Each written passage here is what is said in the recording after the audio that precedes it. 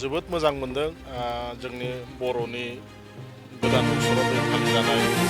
बैसागु फोरबोखौ जोङो बैसागुनि बोथोरावनो जोङो खुसि मोनजोबो बैसागुनि खोथा खोनाबानो गोसोआ मानिया बहाबा बैसागु फालिगासिनो दं होनबानो ओंखारनो गोसो जायो दा जोंनि बिरदाव मोसाहारि लिंनाय लगे लगे आं न'आव थानो हायासै लगे लगे फैबाय जोंनि खुंग्रिङाव बिराद मोजां जादों प्रग्रामा बिदिनो जोङो जुगे जुगे जोङो फालिनो हानो होननानै जोङो आर'ज गाबो आरो बिदिनो जोङो बर'नि बे बैसागुआ जोंनि बिटिसिनि बे परम्पराखौ जोङो बिटिसि बा बड'लेण्डआवल' नङा एकदम बिश्वनि बुहुमाव बोरै जोङो एकदम माने हाइलाइटलि जोङो बेखौ गोजौआव लाखिनो हायो बिनि थाखाय जोङो मावनांगौ आरो कालचार ट्रेडिसन परम्पराखौ जोङो बिटिसिनि बा जोंनि बर'नि बेखौ लाखिनो थाखाय जोङो मारै हायो जोङो माने सेस्था खालामनांगौ जायो बिराद मोजां दानि बैसागु फालिनाया जोङो नुनाय हिसाबै आगोलाव जों उन्दैयाव नुदोंमोन जोङो बैसागु माने लोंनाय आरो जानायल'मोन बेखौ जों नुयोमोन जेनेबा लोंबाबो जोङो लोंनांगौ जोङो परम्परा जों लोंखायो खिन्थु बे लोंनायनि उनाव जों लामायाव बहाबा गेलेबाय थानायखौ बे एसे बोरैबा नुयोमोन दा बेखौ नुवाखै जोङो दा जोंनि समाजाव जोंनि बिटिसिआव गासिबो गोरों जाजोबदों मानसिफ्रा दा जोंनि परम्परा ओरैबायदि परम्परा जानांगौ जाय परम्पराजों जोंनि समाज सभ्यताखौ जों नुनो मोनो दा बेनिखायनो आङो दिनै बुंनो हादों जे जोंनि बर' समाजा अनेक डेभेलप जादों गोदोनि जाय जेनेबा खय एकटा गोरोन्थि थादोंब्लाबो बेखौ जों सुद्रायनो हादों दा बेनिखायनो आं आसा खालामो दा बिसिमल' नङा आरो गोजौसिम जोंनि बर' परम्परा बैसागुखौबो गोजौसिम मारै लांनो हायो बेखौ जोङो सेस्था खालामनांगौ आरो जोबोद मोजां जादों डेभेलप जादों बिदिनो जोङो गोजौआव लांनो हानांगौ खुंग्रिं बिसेस करि आङो खुंग्रिंखौ फकास खालामदों खुंग्रिङाव मावनांगौ अनेक दङ रायजो राजाफ्रा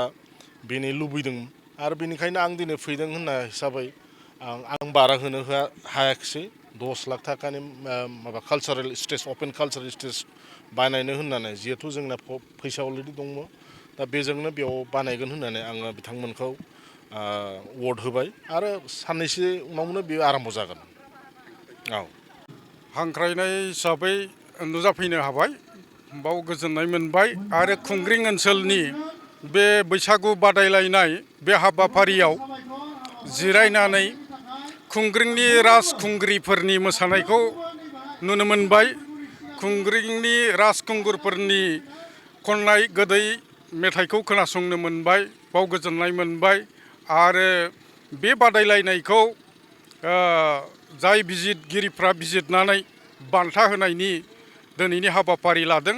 बे बान्थाखौ होनो मोननानैबो आं जथेस्थ' रोखोम गोजोननाय मोनबाय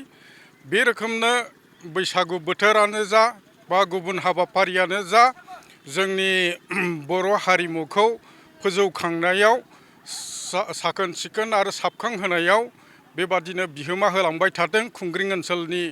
रायजो राजाफ्रा बेखौनो आंनि गोसो गोरबोनिफ्राय खावलायनाय थाबाय सिगांनि बैसागु आरो दानि बैसागु माबायदि रुजुयो नोंथाङा सिगांनि बैसागुआ एसे क्लासिकेल बैसागु होननानै बुंजायो माने नेचारेलि माने जाखांबोनाय मोनसे बैसागु बाहाय माखासे फोसाबनांगौनि बाथ्राफोर दंमोन दा लासै लासैनो जोंनि मानसिफ्रा माने अर्गानाइज रोखोमनि बैसागु खुंनो लादों बियो जोंनि कालचारखौ बा हारिमुखौ फोसाबलांनायनि मोनसे माने नुथाय बा बिदिन्थि होननानै जोङो बुंनो हायो जासिबाय दिनैहाय जोंहा खुंग्रिं रंजालि बैसागु खुंफुं आफादनि बानजायनाय लोगोसेयैनो मोन 9टा आफादनि मददजों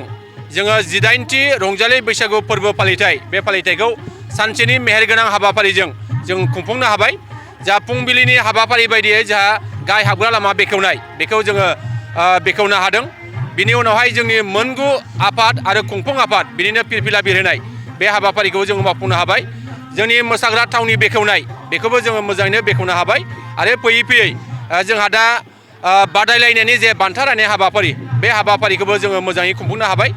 बे बान्था राननाय हाबाफारियावनो जोंहा जर'खा आलासि महरै बाहागो लाफैदोंमोन जोंनि चिरांनि DFO मानगोनां कुन्जन बसुमतारी बिथां,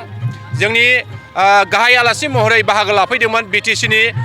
MCLA आरो गरखा हारिनि सासे गोख्रों दैदेनगिरि मानगोनां नन्दल राणा मगर बिथाङा बाहागो लाफैदों। जोंनि ओनसोलनि मोनगु आफादजों लोगोसे जोंनि ओनसोलाव थानाय गुबुन गुबुन जोंहा दैदेनगिरिफोर बिथांमोनहा मैखोमै बाहागो लाफैदों आरो दिनैहाय नैबे बादायलायनायाव जोंनि खुंग्रिं ओनसोलनि सिङाव थानाय मोसाखावरि बादायारि हान्जाफ्रा बेहाय बाहागो लाफैनानै दिनै गावसोरनि रोंगौथि बेखौ बिथांमोनहा दिन्थिनो हाबाय। आङो दिनैहाय गोजोननाय मोनदों। जोंहा दाखिनगाव जोंहा जोंलारि क्लाब बिथांमोनहा देरहासार जानो हादों, करफागुरि उदांस्रि क्लाब बिथांमोनहा देरहासार जानो हादों आरो खुंग्रिं जोंहा हिमालय हारिमु आफाद बे हारिमु आफादा बिथांमोनहा देरहासार जानो हादों। आं बिथांमोननो आंनि गोसो गोरबोनिफ्राय आं साबायखर जासिदों। जाय बिथांमोनहा बादायफैदोंमोन बे बिथांमोनहा देरहासार जानो हायाखैब्लाबो जाहाथे बिथांमोनहा जाहाथे गोसोआव दुखु मोना, फैबाय थानाय समाव आरोबाव साबसिनै बिथांमोनहा बादायनो थाखाय जेब्लाबो नाजागोन बेखिनिखौ आं मिजिं खालामदों। जों आसा खालामदों जे फैबाय थानाय समाव आरो साबसिनै जोङो हाबाफारि मावफुंनो हागोन। जोंनि ओनसोलनि जे गुबुन गुबुन आफादनि गेजेराव जे खौसेथि, अनलायनाय, गोरोबलायनाय, जे मान होलायनाय बे थासारिखौ जोङो लाबोबाय थानो नाजादों आरो इयुनावबो जों बेबायदिनो खौसेयै जोङो खुंफुंलांनो हागोन बेखौ जों इसोरनिसिम आर'ज गाबदों आरो इयुनावबो जोङो बेबायदि जोंनि हारिमु फोथांनाय, हारिमु फोजौनाय, जोंनि दोरोङारि जे मोसानाय बे हाबाफारिखौ जोङो मुलुग दरबाराव जाहाथे गेवसार खालामनो हायो बेनि थाखाय जों जेब्लाबो हाबा मावलांनो जों थियारि।